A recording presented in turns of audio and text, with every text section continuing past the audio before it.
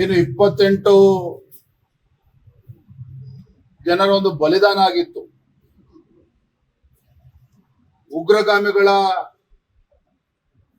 ಅಟ್ಟಹಾಸಕ್ಕೆ ಏನು 26 ಭಾರತೀಯರು ತಮ್ಮ ಪ್ರಾಣವನ್ನ ಕಳೆದುಕೊಂಡಿದ್ರು.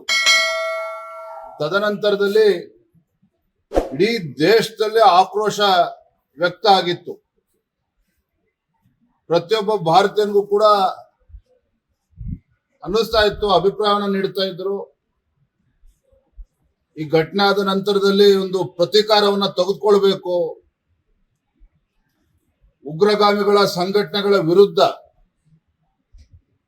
ಮತ್ತು ಪಾಕಿಸ್ತಾನ ಏನು ಉಗ್ರಗಾಮಿ ಚಟುವಟಿಕೆಗಳಿಗೆ ಕಳೆದ ಹಲವಾರು ದಶಕಗಳಿಂದ ಬೆಂಬಲವನ್ನ ನೀಡ್ಕೊಂಡು ಬರ್ತಾ ಇದೆ, ಆ ಪಾಕಿಸ್ತಾನಕ್ಕೂ ಕೂಡ ಬುದ್ಧಿ ಕಲಿಸ್ಬೇಕು ಅಂತೇಳಿ ಪ್ರತಿಯೊಬ್ಬ ಭಾರತೀಯರ ಅಪೇಕ್ಷೆ ಇತ್ತು.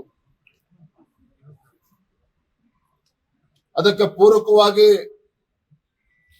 ಪ್ರಧಾನಮಂತ್ರಿ ನರೇಂದ್ರ ಮೋದಿಜಿಯವರು ಕೂಡ ಹಲವಾರು ಬಾರಿ ಹೇಳಿದ್ರು, ಯಾವುದೇ ಕಾರಣಕ್ಕೂ ಇದನ್ನ ಇಲ್ಲಿಗೆ ಬಿಡೋದಿಲ್ಲ, ಉಗ್ರಗಾಮಿಗಳ ತಕ್ಕ ಶಾಸ್ತಿಯನ್ನ ಮಾಡ್ತೇವೆ ಅಂತ ಹೇಳಿ ಹೇಳಿಕೆಗಳನ್ನು ಕೂಡ ನೀಡಿದ್ರು.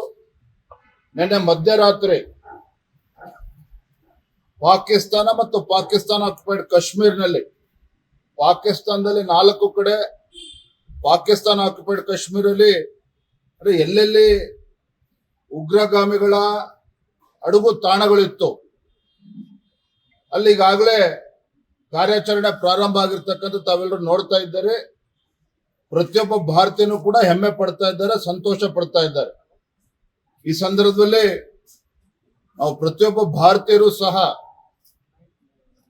ನಮ್ಮ ಸೈನಿಕರಿಗೆ ಬೆಂಬಲವನ್ನು ನೀಡಬೇಕಾಗ್ತದೆ, ಜೊತೆ ನಿಲ್ಲಬೇಕಾಗ್ತದೆ. ವಿಶೇಷವಾಗಿ ನಮ್ಮ ರಾಜ್ಯದಲ್ಲಿ ನಮ್ಮ ಭಾರತೀಯ ಜನತಾ ಪಾರ್ಟಿ ಕಾರ್ಯಕರ್ತರಿಗೆ ಹಾಗೂ ರಾಜ್ಯದ ಜನತೆಗೆ ವಿಶೇಷವಾಗಿ ನಾನು ವಿನಂತಿ ಮಾಡ್ತೇನೆ, ದೇವಸ್ಥಾನಗಳಲ್ಲಿ ವಿಶೇಷ ಪೂಜೆಗಳನ್ನು ನಾವು ಪ್ರಾರ್ಥನೆಯನ್ನ ಸಲ್ಲಿಸಬೇಕು. ನಮ್ಮ ಯೋಧರಿಗೆ ನೈತಿಕ ಸ್ಥೈರ್ಯವನ್ನು ತುಂಬತಕ್ಕಂಥ ಕೆಲಸ ನಾವೆಲ್ಲರೂ ಕೂಡ ಮಾಡಬೇಕು ಅಂತೇಳಿ ನಾನು ಈ ಸಂದರ್ಭದಲ್ಲಿ ವಿನಂತಿಯನ್ನ ಮಾಡ್ತಾ ಇದ್ದೇನೆ. ಇಂಥ ಸಂದರ್ಭದಲ್ಲಿ ರಾಜ್ಯದ ಕಾಂಗ್ರೆಸ್ ಪಕ್ಷ ಒಂದು ಟ್ವೀಟ್ ಅನ್ನ ಮಾಡಿದೆ. ಮನುಕುಲದ ಅತ್ಯಂತ ಶಕ್ತಿಯುತ ಶಸ್ತ್ರ ಅಂತ ಹೇಳಿದ್ರೆ ಶಾಂತಿ. ಅಂದ್ರೆ ಮಹಾತ್ಮ ಗಾಂಧೀಜಿಯವರ ನೆನ್ಪು ಮಾಡ್ಕೊಂಡಿದ್ದಾರೆ ಕರ್ನಾಟಕ ಕಾಂಗ್ರೆಸ್ನವರು. ನಾಚಿಕೆ ಆಗ್ಬೇಕಾಗಿತ್ತು.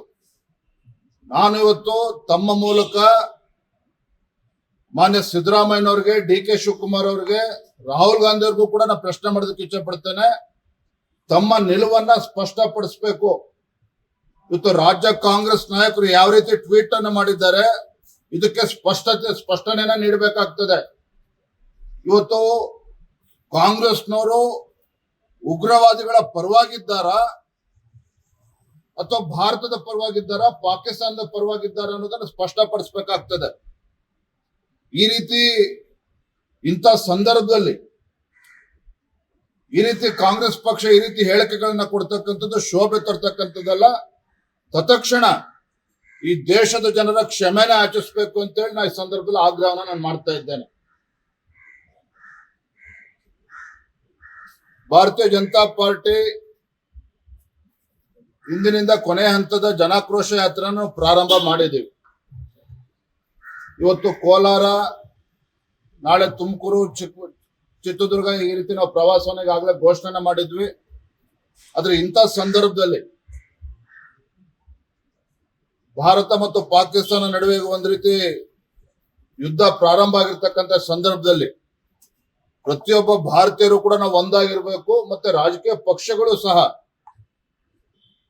ನಾವೆಲ್ಲರೂ ಕೂಡ ಒಟ್ಟಾಗಿ ಒಂದಾಗಿ ದೇಶದ ಜೊತೆ ನಿಲ್ಲಬೇಕು. ಈ ಒಂದು ಸದುದ್ದೇಶ ಇಟ್ಕೊಂಡು ಇವತ್ತೇ ನಮ್ಮ ಕೋಲಾರ ಜನಾಕ್ರೋಶ ಯಾತ್ರೆ ಈಗಾಗಲೇ ನಿಶ್ಚಯ ಆಗಿದೆ. ಆ ಕಾರ್ಯಕ್ರಮಕ್ಕೆ ನಾವು ತೆರಳುತ್ತಾ ಇದ್ದೇವೆ. ನಾಳೆಯಿಂದ ನಡಿಬೇಕಾಗಿರ್ತಕ್ಕಂಥ ಕಾರ್ಯಕ್ರಮಗಳನ್ನ ತಾತ್ಕಾಲಿಕವಾಗಿ ಅವೆಲ್ಲವನ್ನು ಕೂಡ ನಾವು ಮುಂದೂಡ್ತಾ ಇದ್ದೇವೆ. ಲೇಟೆಸ್ಟ್ ಹಾಗೂ ಇಂಟ್ರೆಸ್ಟಿಂಗ್ ಸುದ್ದಿಗಳಿಗಾಗಿ ಬಾಸ್ ಟಿವಿ ಕನ್ನಡ ಚಾನೆಲ್ನ ಸಬ್ಸ್ಕ್ರೈಬ್ ಮಾಡಿ. ಹಾಗೆಯೇ ಬೆಲ್ ಐಕಾನ್ ಪ್ರೆಸ್ ಮಾಡಿ. ಇದರ ಜೊತೆಗೆ ಫೇಸ್ಬುಕ್, ಇನ್ಸ್ಟಾಗ್ರಾಮ್, ಎಕ್ಸ್ ನಲ್ಲೂ ಮಿಸ್ ಮಾಡದೆ ಫಾಲೋ ಮಾಡಿ.